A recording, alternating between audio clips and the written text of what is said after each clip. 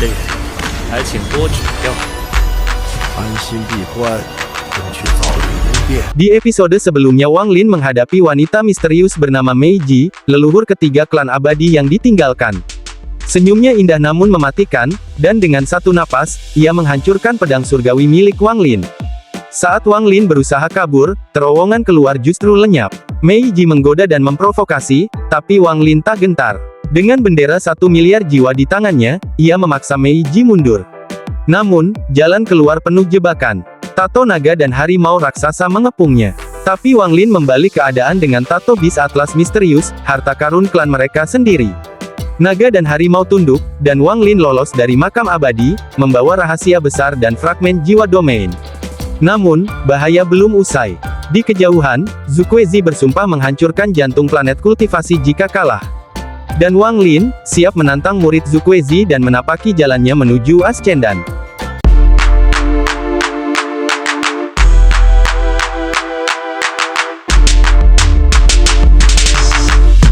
Di barat jauh negeri Zhao, terbentang dataran beku yang begitu ganas hingga jarang ada manusia atau kultivator berani mendekat. Dataran ini menyimpan aura mengerikan bernama 9 bumi, sentuhan kecil saja cukup menghancurkan tubuh siapapun di bawah tingkat Naschen Soul. Disinilah berdiri markas Sekte Mayat, sekte misterius yang bahkan namanya membuat orang bergidik. Diam-diam, sosok Wang Lin menyelinap masuk, melewati formasi pelindung yang bagi orang biasa mustahil ditembus. Bagaikan bayangan, ia menembus lorong-lorong gelap dan gua-gua sunyi tempat para kultivator mayat sekte bermeditasi. Naluri tajam Wang Lin menyapu seluruh sekte hingga pandangannya tertuju pada pusatnya, gubuk pemimpin mereka, Li Qingping.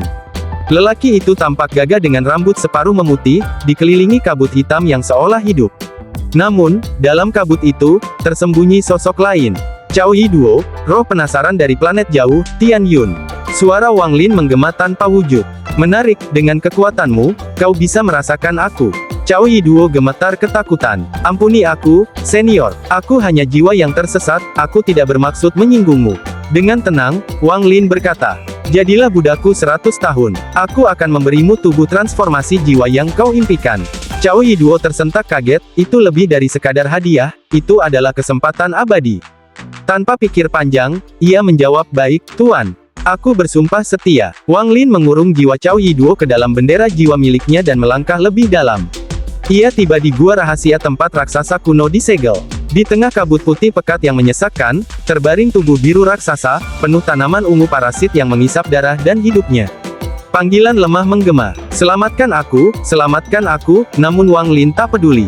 Matanya hanya tertuju pada satu hal, darah raksasa itu, harta yang tak ternilai. Dengan keterampilan sihir angin dan api surgawi, ia menyingkirkan kabut dan tanaman penghalang. Setetes demi setetes, ia mengumpulkan darah ke botol gioknya. Raksasa itu merintih. Aku akan memberimu harta utama klanku, tolong aku, namun Wang Lin hanya menyeringai, bisik hatinya dingin. Aku tak butuh janji, aku hanya datang untuk mengambil apa yang aku mau. Dan tanpa suara, sang penakluk lenyap di kegelapan gua, meninggalkan raksasa dan rahasianya terkubur lebih dalam. Di dunia yang dipenuhi misteri dan kekuatan, Wang Lin berdiri di depan raksasa dari klan setan raksasa. Meski raksasa itu berjanji akan menyerahkan harta karun bernama logam pembuka surga dan bahkan menjadi tunggangan Wang Lin, wajah Wang Lin tetap tenang. Ia tak mudah tergoda. Dengan satu kibasan bendera pembatas, Wang Lin menyegel tanaman aneh di dada raksasa itu. Lalu, dengan sigap, dia merobek cabang tanaman itu dan mulai mengambil darah sang raksasa. Darah yang pekat mengalir deras, penuh kekuatan hidup. Wang Lin mengumpulkannya tanpa menyia-nyiakan setetes pun. Raksasa itu merintih, suaranya memohon, selamatkan aku. Aku bersedia menjadi tungganganmu, bahkan menyerahkan harta klanku. Tapi Wang Lin hanya tersenyum tipis. Ia tahu, ini semua hanyalah cara sang raksasa untuk mengulur waktu. Saat darah terus mengalir, tanaman ungu besar tiba-tiba tumbuh di punggung raksasa itu, menyerap sisa-sisa kehidupannya. Raungan putus asa menggema. Mayat sekte, jika aku lepas, aku akan membalas ini semua. Seru raksasa itu. Wang Lin menjauh, menghilang dari tempat itu, meninggalkan raksasa yang kini makin lemah. Tak lama, dari kejauhan, datanglah seorang bocah berpakaian merah dengan aura yang menggetarkan langit dan bumi. Dia adalah Si Tunan, teman sekaligus sosok penuh ambisi. Dengan tubuh barunya, Si Tunan tertawa puas. Haha, akhirnya aku punya tubuh lagi. Saatnya bersenang-senang. Wang Lin, mau ikut aku ke planet penuh wanita cantik? Wang Lin hanya tersenyum tipis. Tidak, jawabnya singkat. Si Tunan bercerita tentang hidupnya, bagaimana ia berkultivasi bukan demi kekuatan semata, tapi demi kenikmatan dunia, wanita, harta, kekuasaan.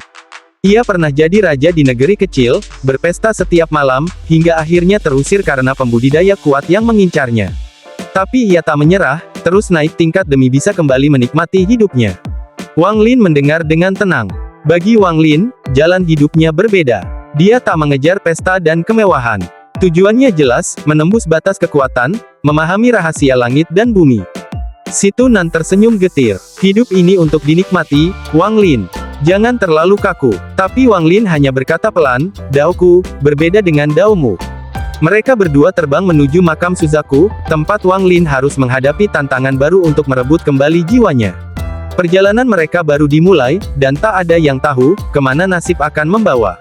Di langit yang suram, si Tunan menatap Wang Lin dengan sorot mata serius. Di atas tahap Ascendan, ada pintu menuju keabadian. Tapi hanya sedikit yang bisa menembusnya. Kebanyakan terjebak di sana sampai usia mereka habis, ucapnya pelan. Wang Lin terdiam. Si Tunan melanjutkan, "Jika kau berhasil menembusnya, hidupmu akan lebih panjang, tapi itu bukan berarti kau tak bisa mati. Surga punya siklus reinkarnasi, dan semakin kuat kau, semakin sulit meloloskan diri darinya." Kemudian, si Tunan menyingkap rahasia yang lebih dalam. Setelah tahap Ascendan, ada 3 ranah yang disebut Nirvana Shattering, Nirvana Skrier, Nirvana Cleanser, dan Nirvana Shatterer. Hanya sedikit yang mencapai sana, dan mereka ditakuti oleh semua. Wang Lin mengangguk, matanya berkilat. Dan Zukwezi, di mana tingkatannya? Tanyanya. Si Tunan mendengus. Dia masih di Ascendan tahap akhir. Memang kuat, karena dia punya segel Suzaku, teknik khusus Cultivation Alliance. Tapi dia belum layak disebut Nirvana Skrier. Wang Lin lalu menunjukkan pedang surgawi miliknya. Si Tunan mengambilnya, matanya berbinar. Pedang luar biasa. Ini harta surgawi kelas menengah. Tapi aku bisa merasakan, ini satu dari 4 pedang. Jika digabung, kekuatannya akan luar biasa. Tak berhenti sampai di sana, Wang Lin mengeluarkan God Slaying War Chariot.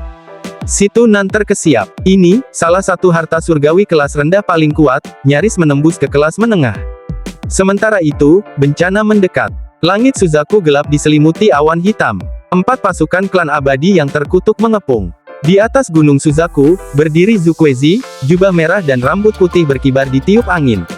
Dia mengirim pesan ke seluruh benua. Tak perlu kalian bertahan lagi, biarkan mereka datang. 4 pasukan menyerbu. Langit bergemuruh. Dari keempat penjuru, leluhur dan monster terkuat klan abadi muncul, siap mengakhiri Suzaku. Zukwezi tersenyum getir. Semua akan diputuskan hari ini. Leluhur kelima klan abadi menyerang lebih dulu, melepaskan tato darah. Namun, dengan dingin Zukwezi memanggil segel Suzaku. Api Phoenix raksasa menyala, melahap langit. Tanah hangus, lawan terpaksa mundur. Perang terakhir negeri Suzaku dimulai. Tak ada lagi tempat untuk bersembunyi. Pertaruhan hidup dan mati di langit yang gelap, seekor Phoenix api meraung, menembus dedaunan, melesat menuju musuh. Dalam sekejap, Phoenix itu menghantam leluhur kelima.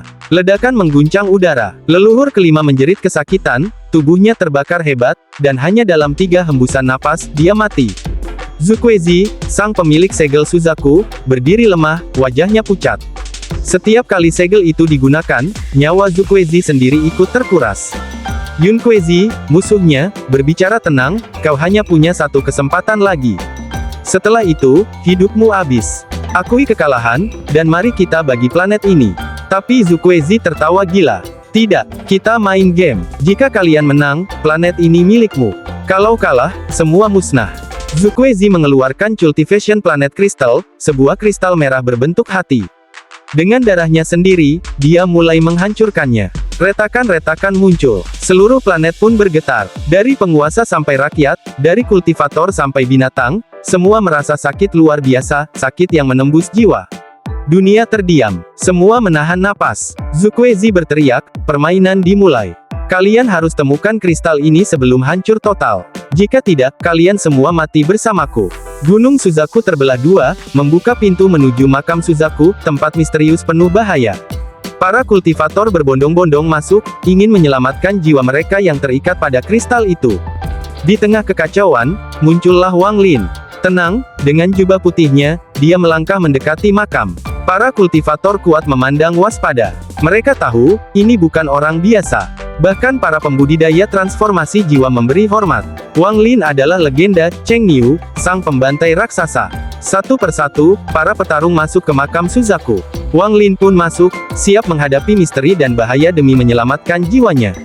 Di dalam, hanya satu hukum yang berlaku, siapa yang bertahan, dialah pemenangnya. Di puncak Gunung Suzaku, tersembunyi pintu menuju dunia lain, makam Suzaku. Sebuah dunia di dalam dunia, dikelilingi kekuatan misterius dari planet budidaya kristal. Selain pintu masuk itu, tak ada jalan kembali. Makam ini bukan sekadar makam. Seiring berjalannya waktu, tempat ini hidup, tumbuh, menjadi sebuah alam tersendiri, dengan gunung, sungai, langit, dan bumi. Setiap generasi Suzaku hanya semakin menambah misterinya. Wang Lin muncul di tepi makam Suzaku. Bumi di sekitarnya hangus. Asap hitam pekat menjulur ke langit, petir warna pelangi menyambar di langit kelam, celah spasial menganga, mengancam menelan segalanya. Wang Lin mengerutkan kening, tangannya menyentuh tanah panas. Ini bukan akibat perang, ini roh elemen api alami, bisiknya. Ia melesat jauh, namun tiba-tiba, mata hijau mengintai dari tanah, menghilang begitu cepat. Pilar api biru menyembur di tempat Wang Lin berdiri tadi. Gelombang panas menyapu segalanya. Asap hitam, malah menyatu, masuk ke dalam api biru itu. Lalu, asap-asap itu menggeliat, membentuk tentakel, melindungi api biru dari serangan Wang Lin. Wang Lin mengayunkan pedang surgawi. Energi pedang bagaikan sabit bulan memotong malam, menghantam perisai asap, menghancurkannya. Pedangnya menoreh api biru hingga retak. Namun, asap hitam kembali menyatu menutup celah. Api biru itu, berubah wujud. Seorang anak kecil muncul, terbentuk dari api biru dan asap hitam. Mata hitam pekatnya menatap Wang Lin. "Jangan, pergi, bermainlah denganku," suaranya menggema, menyeramkan.